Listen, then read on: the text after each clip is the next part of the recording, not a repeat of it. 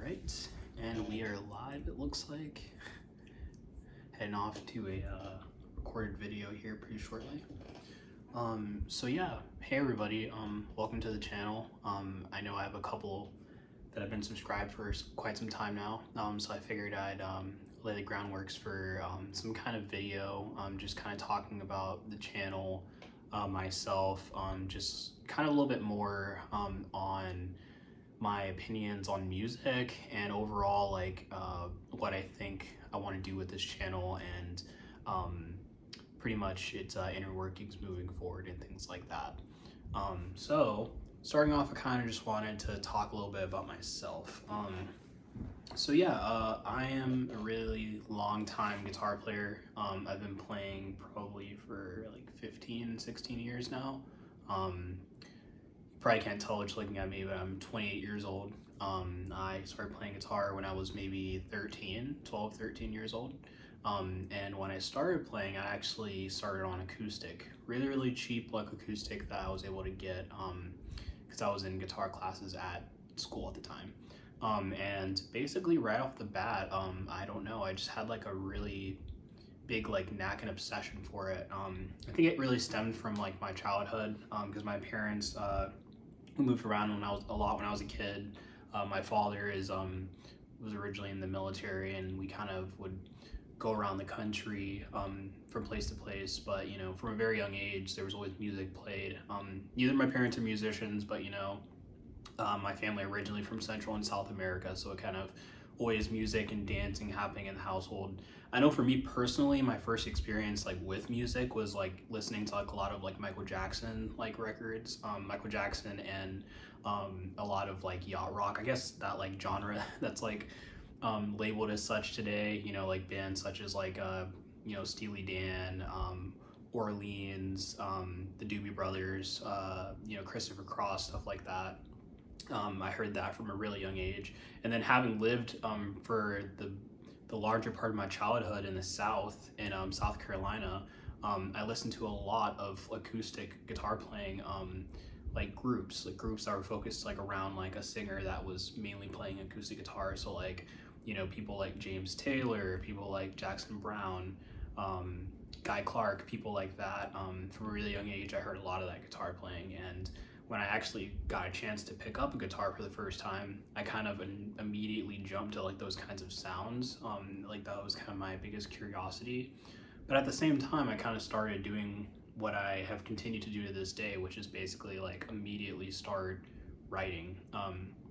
Because to me at that time, really what I had noticed was that guitar was interesting because it was kind of like an instrument where you could tell stories, you could recount emotions or like transport someone to somewhere based on a feeling that they might have been able to feel throughout the tones and like the phrasing that you were using at the time. And yeah, even if I didn't know a lot about guitar in my youth, I spent a lot of time really getting into the nitty-gritty with that. Obviously, I took a lot of time studying a lot of music. Back in those days, you know, it wasn't like today. You couldn't read tab and you couldn't like, you know, have somebody like teach you how to play songs online via videos.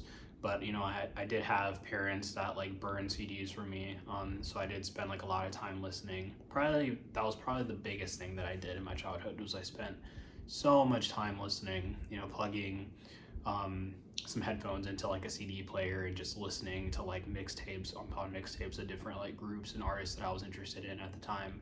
And that really matured my ear to have like a very diverse like sound that was kind of in my head. So anytime like, you know, I ended up picking my instrument up, it was kind of interesting because like the sounds would just like come to me, like the creative ideas. And that's still something that I have to this day, and I think it's because of that. I think it's just because of like the really active listening that I did when I was a child. I spent a lot of time in seclusion, just listening to music, and sometimes I wouldn't even pick up my instrument, it would just be listening. So yeah, so I went from that into you know, basically picking up an electric guitar after some time, and really at that time, my biggest inspirations had to have been, you know, probably right off the bat, like Eric Johnson was like a really big one. You know, around that time, I think it was right at the start of like the whole Guitar Hero craze.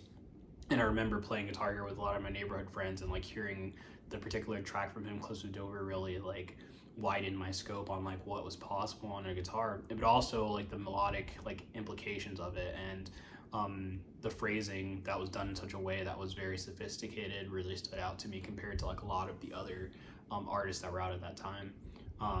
So yeah, he was one. Of course, I had a lot of friends that were into like more sophisticated music also. So like I ended up listening to groups such as Rush, and Alex Lifeson was a really big inspiration for me as well. And I even like ended up listening to like a lot of like Ozzy Osbourne's like albums by himself with like Randy Rhoads, and he was another one that really stood out to me.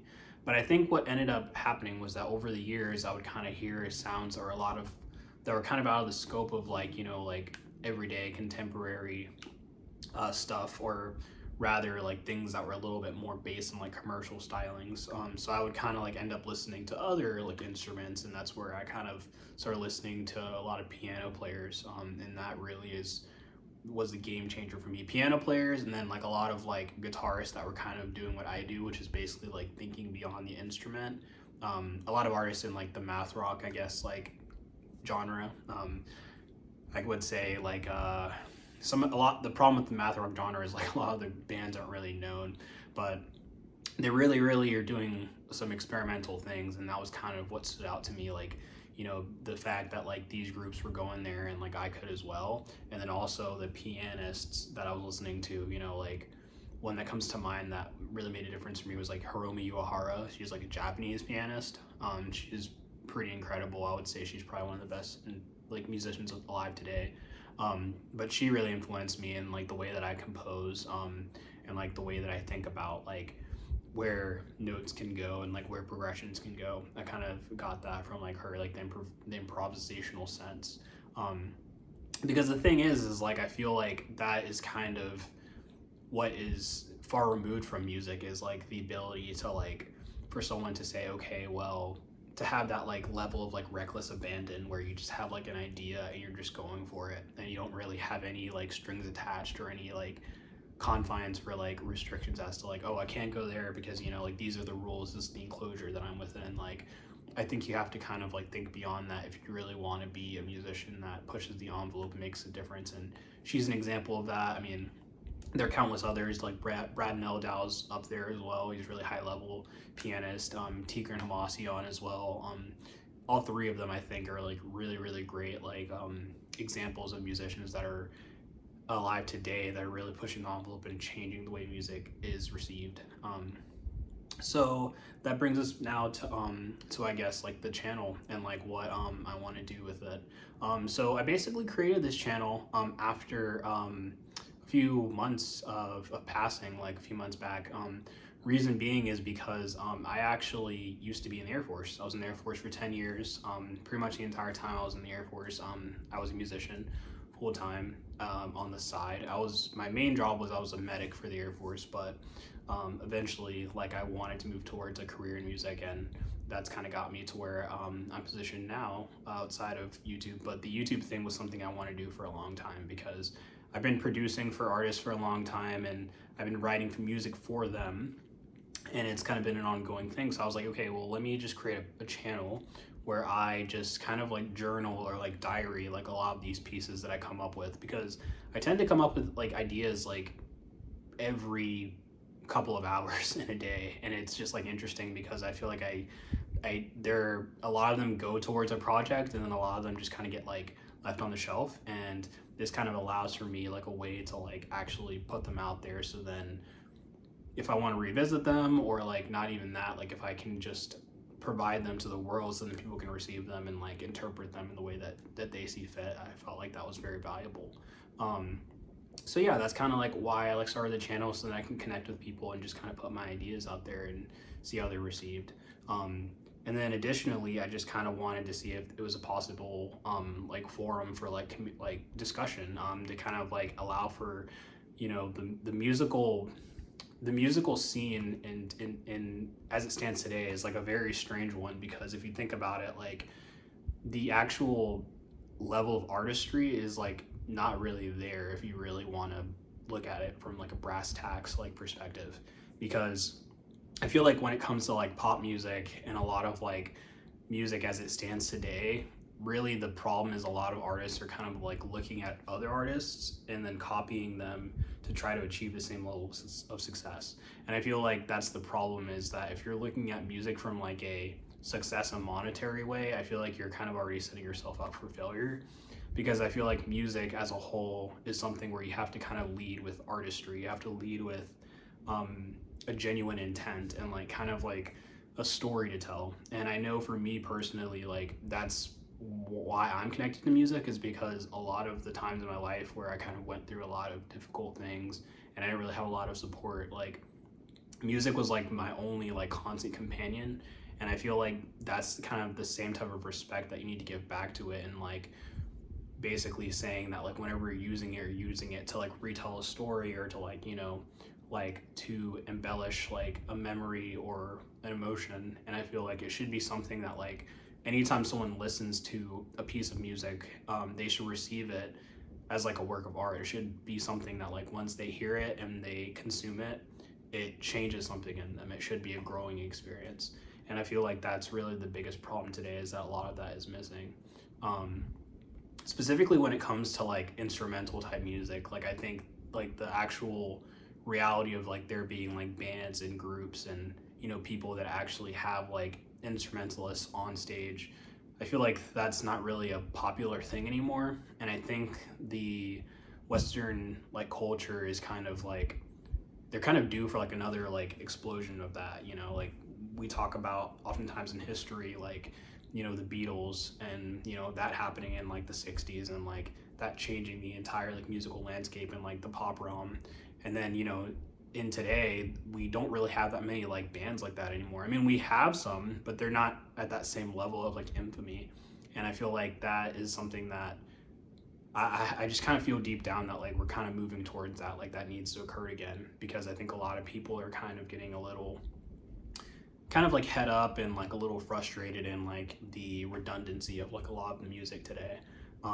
So yeah, because if you think about it, like in the early 2000s, like there were a lot of bands, you know, like there were the Strokes and the Killers, and, you know, like there was like Paramore and there was the White Stripes. There were a lot of like, you know, bands that were still kind of like popular, that spearheaded that like rock and like indie sound.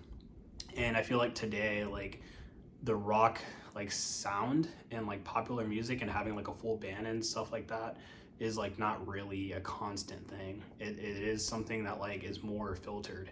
And I think again, like having constant access to music, it's a great thing because people, they are able to get whatever they want to listen to on demand. But at the same time, it's a little bit of an issue because it kind of creates like a very specific taste for like everyone, and it kind of prevents there from being like a more physical and like a communal like experience when it comes to like the consumption of music. So I really hope that, you know, that is something that can kind of change, and we'll see what happens moving forward. But I know that like people like myself, a couple of other musicians that I've run into over the years, like they're really trying to push for like a change in that like way, with the music that they write and like the stuff that they release.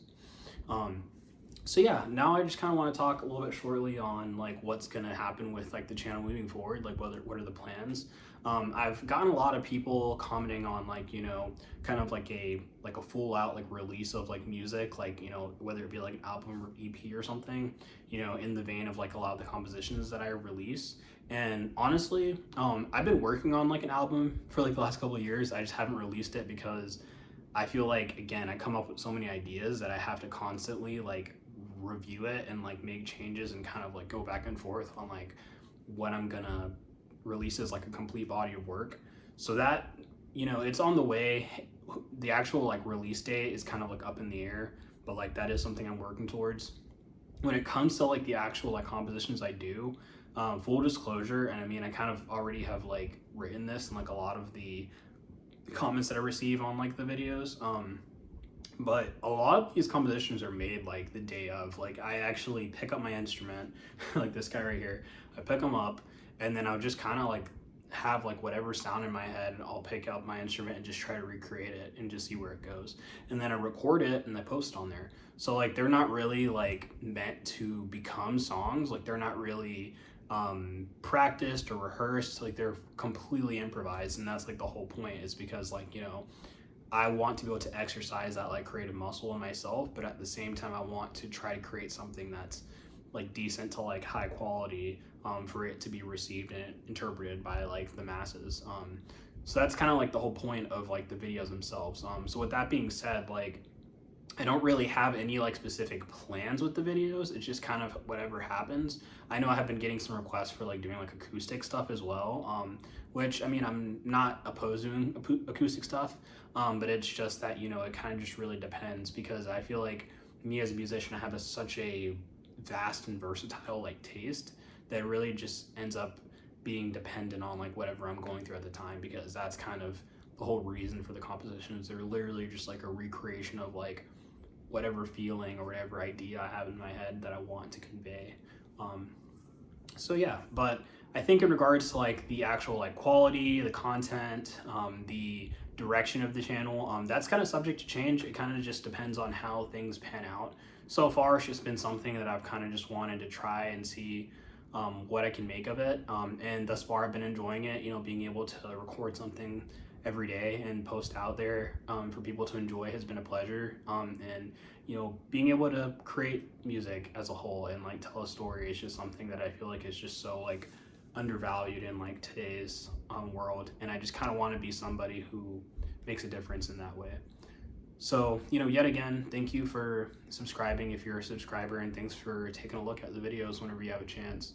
I just kind of, like I said, wanted to make this so then I can kind of touch base with you guys and like kind of have a little bit more of like a open dialogue and create some like context in regards to like what I actually do with the channel. But either way, I will catch you guys on the flip side. Best of luck for everyone out there. I hope everybody is safe, happy and healthy, and I'll catch you guys next time. Take care.